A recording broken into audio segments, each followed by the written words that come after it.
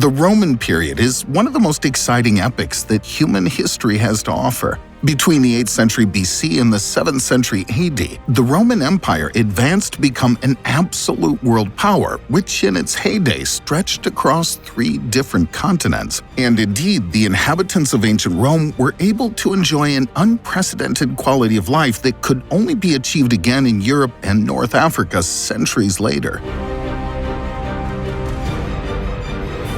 However, not every inhabitant felt the benefits of military power, a vibrant economy, and advanced culture. Those who held the status of slaves consequently found themselves at the bottom of society. But what was life really like for those people who quickly became the property of others? How were they treated by the rest of the population? And was there a way for Roman slaves to regain their freedom? Together with you, we'll take a closer look at this exciting topic today. Before we get started, be sure to hit that like button and ring the notification bell for more videos.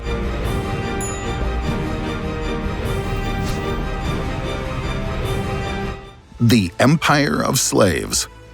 Regardless of whether it was in private households, in agriculture, in the military, or in mining, slavery was a central pillar of everyday life in the Roman Empire. The sheer mass of slaves who lived within the borders of the world empire at the time was particularly remarkable. In retrospect, it's believed that in Italy alone, 1/3 of the population was made up of slaves. In relation to the entire empire, the proportion of slaves is likely to have been around 20%. In fact, most historians agree that a pillar of Roman power was based on slave labor. What seems cruel and inhuman to us today still embodied a universally accepted reality. As a result, the belief in the absolute domination of one man over another was so ingrained in Roman culture that slaves became virtually invisible to the rest of society. Those who kept humans as property did not therefore regard their positions of rule as unjust. Based on Roman mythology about the deity Jupiter, freedom was not considered a general right at the time, but a selected privilege.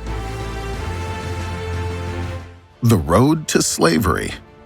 But what circumstances could have led to a person having to lead a life as a slave for the rest of their days? A large proportion of the slaves of the time came practically directly from the battlefield. Accordingly, many of them were prisoners of war. At the time, the Romans had a headstrong attitude in which they thought they were better and mightier than every other nation. Thus, taking other countries' soldiers as slaves was seen as their God-given right. At the time, it wasn't uncommon for thousands of prisoners of war to have to do forced labor after their arrest. In the First Punic War alone, the Romans captured 75,000 slaves. In addition, slaves were also acquired through trade, robbery, piracy, and as descendants of other slaves. In fact, the child of a slave mother was also automatically considered a slave, regardless of the status of his father. Some people were even forced to sell themselves or their children into slavery to pay off personal debts. Slave markets were therefore part of the normal cityscape during Roman times. The pitiful people wore signs around their necks that advertised their advantages for interested buyers. In fact, the human life business was so lucrative that some traders specialized in the slave trade and became active throughout the Mediterranean. The masters of the slaves. The number of slaves and their proportion within the total population fluctuated somewhat strongly depending on time and place. As already mentioned, about 1/3 of the Italian population was made up of slaves, while the proportion of slaves in Roman Egypt was only 10%. However, the ownership of slaves did not extend evenly through all social classes, but was mainly reserved for the more affluent social groups. A simple businessman or artisan might therefore own a slave or two. The richest of the rich could have hundreds of private slaves. The politician Lucius Pedanius Secundus kept a total of 400 slaves. After Secundus was eventually murdered by one of his slaves, all of them were executed. An interesting fact about slavery during this time is that many people became slaves because they owed someone a large amount of money. Many people in middle to lower classes at the time didn't have enough money to pay back their debts, so they would go into slavery somewhat voluntarily in order to pay off these debts. In most cases, the slaves would work for many decades, only making pennies when compared to regularly paid workers. For many of these people, their debts were never paid in full before their natural lives ran their course. Worse yet, some of the crueler leaders of the time wouldn't even allow their slaves to be free even after they paid off their debts. It wouldn't have been unusual at the time for someone to have been locked away in prison or even killed if they were unable to repay their debt in full. Many people, strangely enough, felt that going into slavery was a better fate than prison or death. Many slaves would soon learn that they were very wrong. Slave labor. In ancient Rome, slaves were employed in all walks of life except for public office. When a person didn't own enough slaves or faced an endeavor that could only be accomplished with the help of paid labor, the serfs were often mixed with free laborers. Such mixing was particularly common in agriculture, since slave labor was augmented by paid labor during harvest time. But slaves were not only used in the fields of olive, grain, and wine cultivation, but also in mines, in the processing industry, in transport, and even in the education sector. There, they usually brought their expertise to Roman culture on complex subjects such as medicine or philosophy. The list of uses of Roman slaves is practically endless. Regardless of whether they were porters in the military, in the service sector, in the construction industry, or in public baths, slaves were found wherever workers were needed. Differing destinies. Generally speaking, the life of a slave in Roman times was of no great value. How a slave was ultimately treated depended primarily on his performance, his area of work, and the favor of his master. While slaves serving in private households were still comparatively well off, the lot of peasant slaves, the so-called vincti, was by far the cruelest. So these forced laborers were crammed into prison-like barracks where they were often kept in chains. Some archaeological finds confirmed that some slaves were chained together in life as well as in death. These constant physical limitations often led to chronic arthritis and limb deformities in the slaves, which also reflected the extreme overwork and dramatic malnutrition of the slave laborers. According to this, the majority of farm slaves had to do hard labor literally to the death.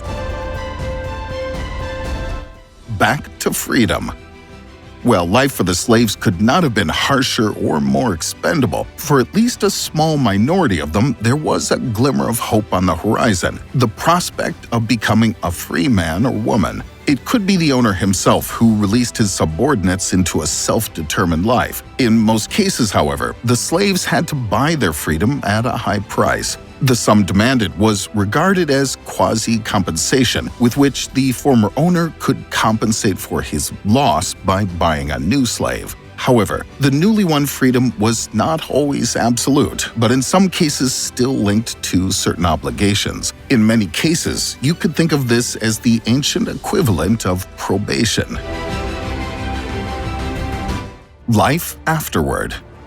This could include the obligation to give part of the slave's future fortune to one's former master. In fact, some freed slaves subsequently chose to return to the service of their masters, only this time as paid laborers. In addition, the regulations at the time stipulated that only slaves who were older than 30 years old were allowed to buy their own freedom. But this age also corresponded to the average life expectancy at the time. What makes this entire process so incredibly unbelievable is one simple fact. Some slaves who earned their freedom would later become slave owners themselves. This certainly speaks volumes about the culture at that point in time. Slavery was not looked down upon by anyone, not even the slaves themselves. It seems as though everyone wanted slaves, even if they'd been slaves in earlier parts of their life. How someone could live through such a traumatic event and choose to unleash that pain on another individual is truly sickening, but it was life back then.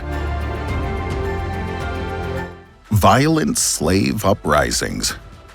Owners were basically free to treat their slaves as they saw fit. However, in order to maintain their own stock of slaves and not to provoke any collective reactions, the owners had to observe certain rules of conduct. In fact, some treatises have even been written on this subject that have served as guides for keeping slaves. In this way, the owners could read up on how best to motivate their own forced laborers and cleverly divide them up so as not to create dangerous protest groups. However, a look at history shows that these measures were not always effective. Indeed, some slaves rebelled violently against their bondage. One of the best-known examples of Roman slave rebellions is the revolt of Spartacus in 73 BC. At that time, the eponymous gladiator gathered an army of allegedly 200,000 slaves and impoverished men to reconquer his homeland of Gaul. Somewhat more conservative classifications put the number of warriors at around 70 to 120,000.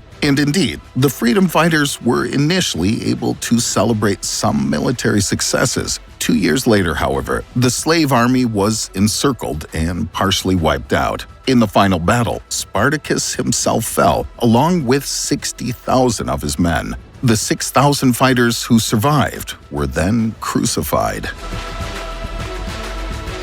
Subtle resistance. On the other hand, there were the protest movements of the slaves which did not end in bloody conflicts. Accordingly, some forced laborers used far more subtle means to protest against their own fate. The slaves could deliberately work more slowly, carry out acts of sabotage, stay away from work, or steal from their masters. In view of the personal risks involved in such ventures, very few slaves would have dared to rebel in this way. On the run.